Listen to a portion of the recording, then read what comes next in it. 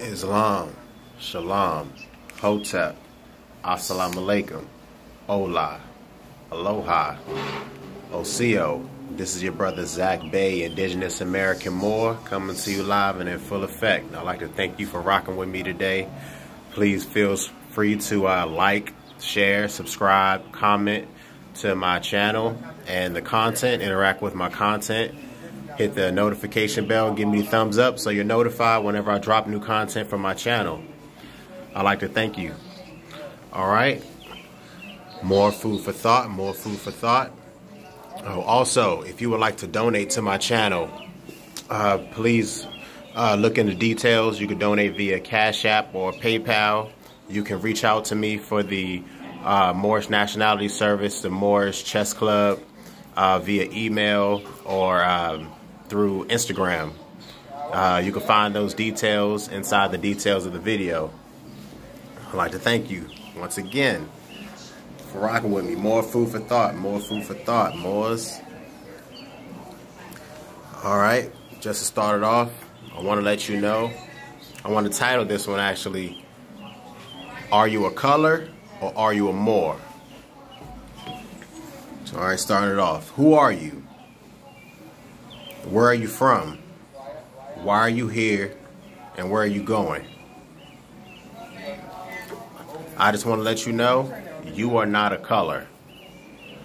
And when I say you are not a color, I mean the titles as like white, black, brown, red, yellow, those colors, which most people believe, or which is commonly told to people that those are races of people. They're not. They all have to do with colorable law. Exactly what is colorable law? Well, to sum it all up, if you fall into the jurisdiction of colorable law, you have no nationality.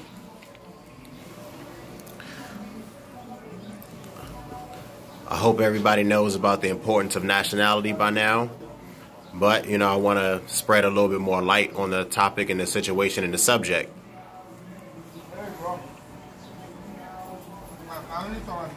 All right, let's take a closer look at the status of black or African American, also the status of brown or Hispanic.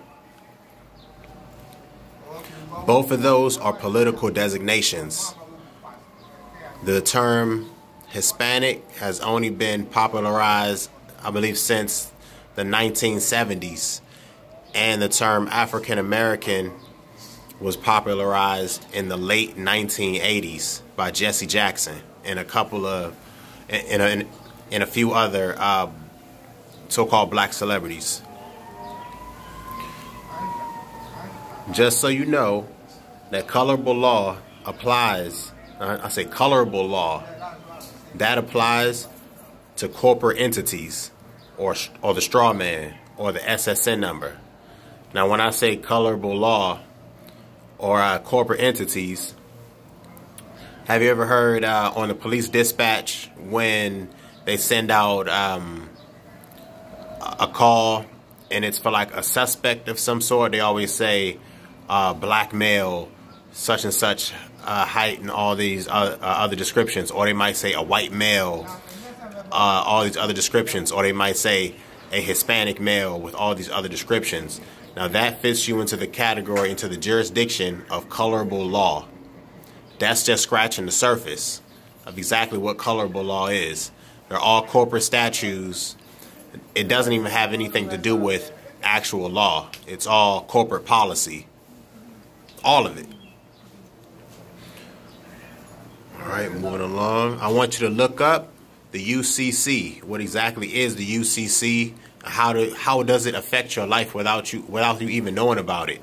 Now, UCC stands for the Uniform Commercial Code. Administrative process. And the UCC 1 filing will be some of the first steps to having financial and pretty much financial and like political freedom, corporate freedom, financial freedom, all of that.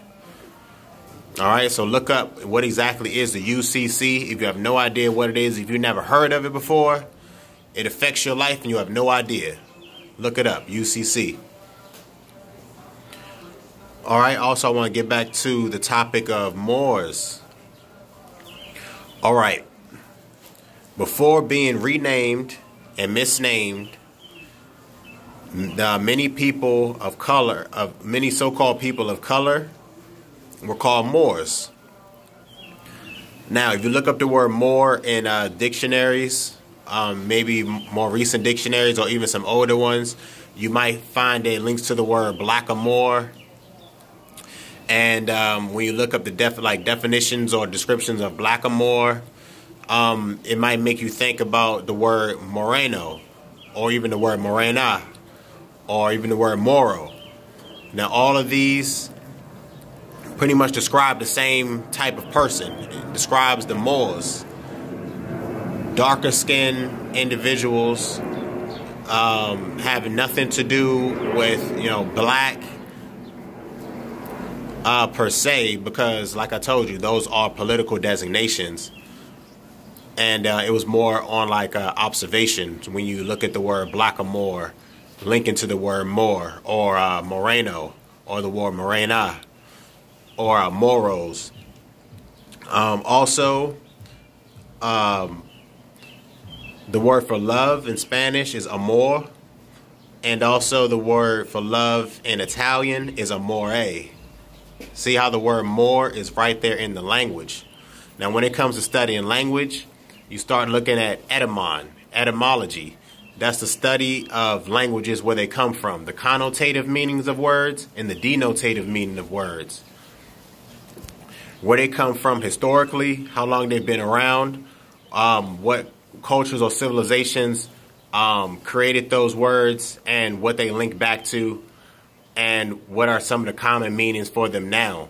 That's all etymology, the study of languages through time, different dialects and everything. Like I said, that's just scratching the surface. Let's keep moving along, Moors.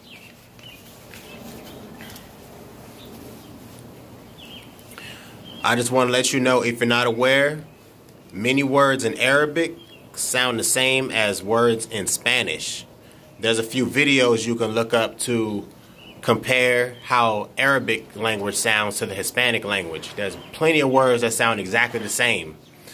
Now, if you don't know about some of the Eastern Woodlands tribes here in what is known as the United States today, when I say Eastern Woodlands tribe, I mean like the Virginia territories, the Carolina territories, Georgia, Alabama territories, Louisiana territories, Florida territories.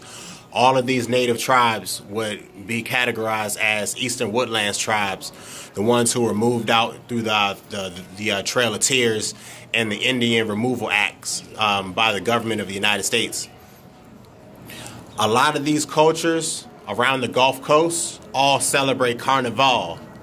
All native tribes, the ones who remember. And in some circles, the language Spanish is even referred to as Moorish Latin. Now you can look that up. You can type that right in. What is Moorish Latin? And you'll see that a lot of people liken it to Spanish, or it might be like another name for the Spanish language that's spoken to nowadays. Right. Just so you know, the Latin language is thought of to be a dead language in this modern age, and the Moors were some of the last people to actually speak Latin.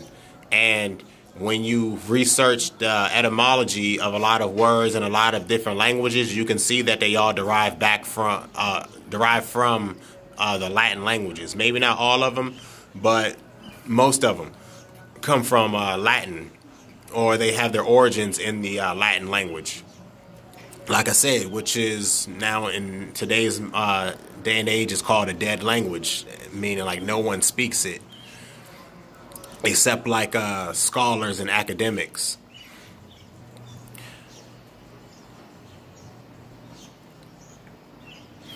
All right. Let's see. All right, like I said, Latin was spoken by the Moors. Also, I would say like the word Moor kind of disappeared after the fall of Granada in Spain. If you look up and you research the history of Spain and that it was conquered by the Moors, once it fell, and Granada actually fell in 1491. And the following year, Cristio Colombo sailed the ocean blue. So, you know, that pretty much lets you know the origin of a lot of these, the conquistadors. If you read about the conquistadors in school, how they spoke Spanish, a lot of them were probably Morenos, Moros. A lot of them were probably Tawny Moors, like a little darker skin than a normal Spaniard, or a little lighter skin than a normal Moor. You know, a mix. And a lot of the tribes around here that they did trade with actually spoke languages that sounded similar to the Spanish language or the Arabic language. You know, that lets you know those ancient trade routes and the traveling back and forth across the Atlantic. You know, by the time the Moors had already fallen, you know, a lot of that history was already there with the tribes that was here on the east coast of what's known as the United States of America today. So, you know, that's just a little bit of history I wanted to go into about who are the Moors, who they are, you know, so-called black and Hispanic people, Asian people, pretty much anybody who was a non-white person who was categorized as non-white before the fall of the Moorish Empire were pretty much, you know, considered Moors. It's fact. All right, I just want to wrap it up. Once again, this is your brother Zach Bay, Indigenous American Moor. I want to end it with a quote. Okay, quote. Strong minds discuss ideas. Average minds discuss events. Weak minds discuss people. End quote. Once again, please reach out to me if you're in the Northern Virginia area for nationality services, the Moorish Nationality and Navigations, and the Moorish Study Group and Chess Club. Please reach out to me. Peace. Islam.